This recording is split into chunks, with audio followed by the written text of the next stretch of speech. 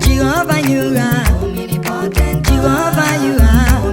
I am that I am. You are omnipotent. Yes, it comes. Mighty warrior, you are. Jehovah, Yahweh, mighty warrior. Direct. Jehovah, Yahweh. Unchangeable God is your name. Oh Lord, I say you are omnipotent God. I say you will reign forever.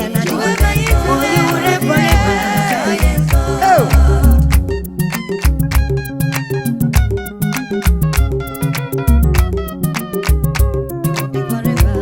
I say you will reign forever. I say you will be forever. I say your word is eternal. I say your name is eternal. Your train will remain forever. Yes, it God is the Lord of Lords. Jehovah,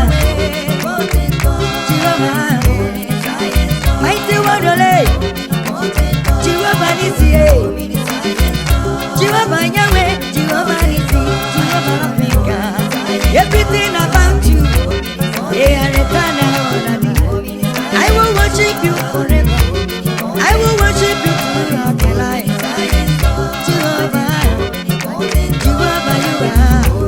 I still God, you are. I am that I am, you are. And you will be forever. I say you will be forever. Lora, it's in the place. I am that I am. You will be forever.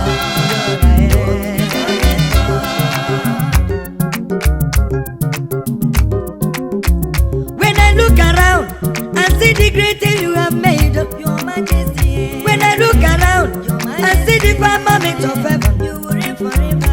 Where will I stand to praise your name? Where will I aim to stop to bless you? No way, no way. Your word is eternal. No way, no way. Your name is eternal. Jehovah Yahweh, Jehovah Shammah. I say you will be forever. Oh Lord, yes, Jehovah, you are. I say you will be forever. I say you will reign forever. I say your word is eternal. I say your name is eternal. Your throne is forever. Your throne is forever. I say what oh daddy, oh daddy, oh daddy. Jesus is your name. Ochezeki na digideru mbebi ebi. Dalele imama CHINEKE koneru ari nebem no. Dalele imama CHINEKE koneru ari nebem no. Dalele buboma CHINEKE koneru ari nebem no. Dalele buboma CHINEKE koneru ari nebem no.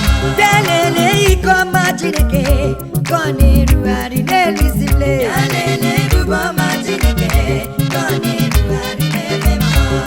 EBUBE CHINEKE, EBUBE CHINEKE, EBUBE CHINEKE, koneru ari nebem no. EBUBE CHINEKE, koneru ari nebem no. One biko dalele EBUBE CHINEKE, biko dalele ari nebem no. Dalele buba, EBUBE parokia, EBUBE mujeje mama, EBUBE mujeje kodala. Okara no soni EBUBE.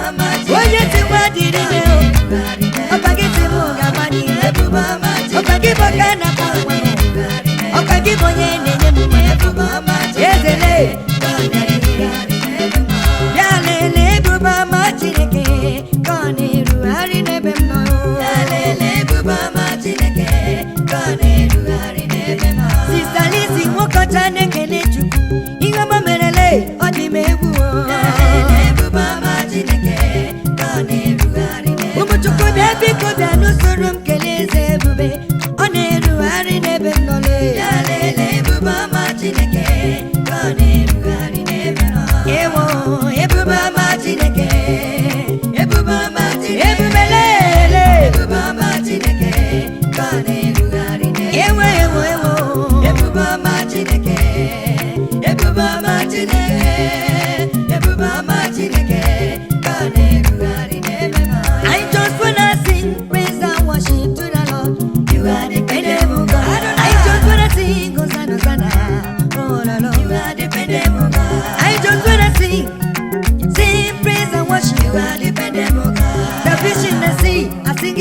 ancient of days. You are dependable God. He made it in man. He made it in man. Hallelujah, man. You are dependable God. He made it in man. He made it in man. Hallelujah, man. You are dependable God. Who we are emo? What the woman of the ekele? You are dependable God. Apa magine bem now. God the me boy. You are dependable God. I just wanna sing praise and worship. You are dependable God. I just wanna sing Hosanna, Hosanna, Adonai. You are dependable God. The fish in the sea are singing Hosanna, ancient of days. You are dependable God. See my mama, see we bow down before you, my God. You are dependable God. They are singing praise and worship to you. They are singing all the days of their life. They are singing late, ancient of days to our day. You are dependable God. Dependable God. Dependable God. Dependable God. You are dependable God. Dependable God. Dependable God. Dependable God. You are dependable God.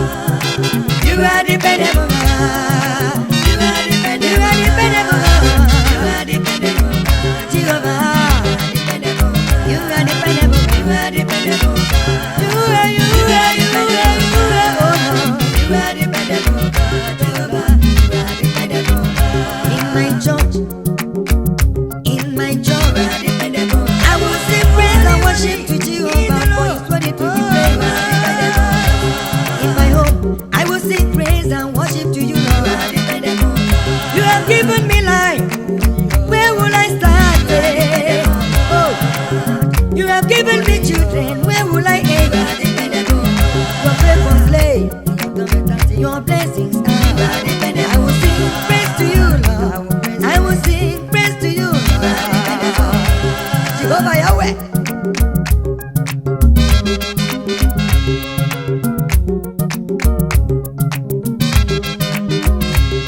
We lift your name higher. We lift your name. We lift your name. We lift your name. Lord, we lift your name. We lift your name. We lift your name. We lift your name. You are worthy, Lord. You are worthy, Lord. You are worthy, Lord. Worthy to be praised. I am that I am. The mighty God, my great provider. We lift your name. Lord, we lift your name. Lord, we lift your name. Lord, we lift your name. We lift your name. And you can bring a look. It's EBUBE. Who is like unto the Lord? Kaibulaya, Kaibulaya, Ane Kaibulaya, Biko Kaibulaya, Omezuwa Mihopelemo, Oye Kawamaya, Oye Kawamaya, Agame Bulichime, Okaka.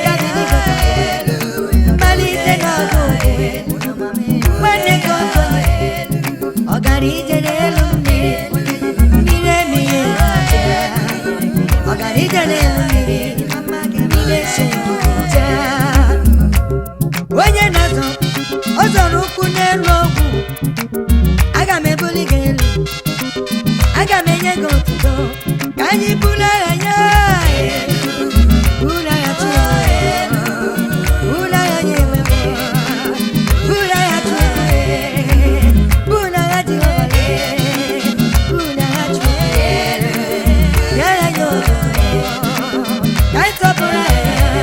Lord, we lift your name.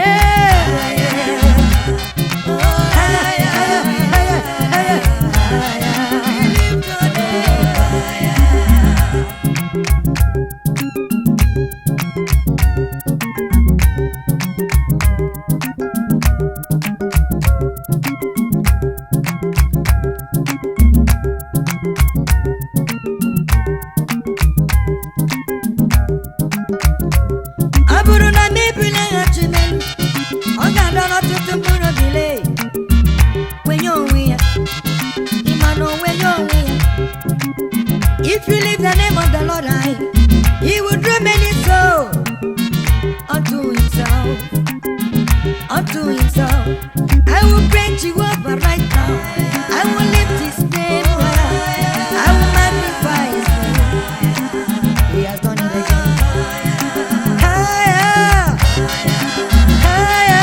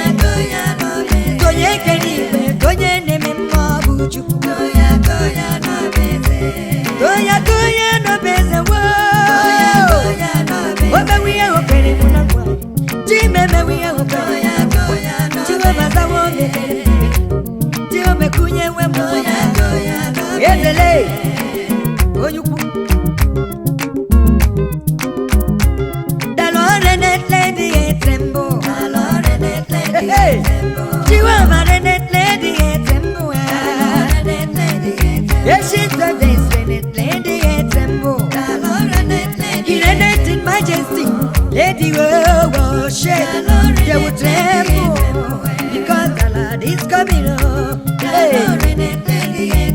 He went in the grave. He went in the grave. Open ye all ye gates. Let the Lord God come in. Who is the Lord God?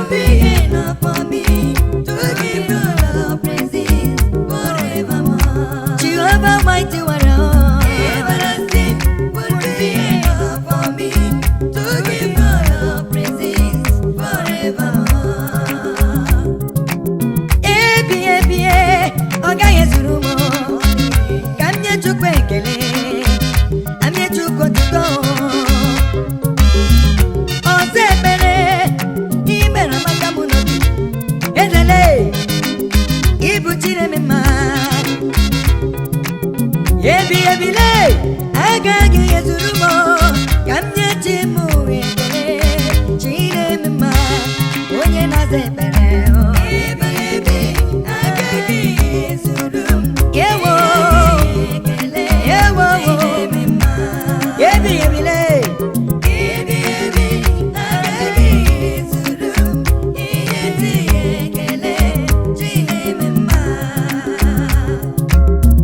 everlasting would be enough for me to give God all praises forevermore. Everlasting would be enough for me to give God all praises forevermore.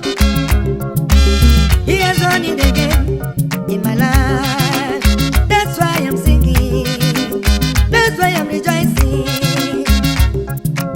He has remembered me. Somebody they never knew will be something on it. Everlasting would be enough for me to give God the praises forevermore.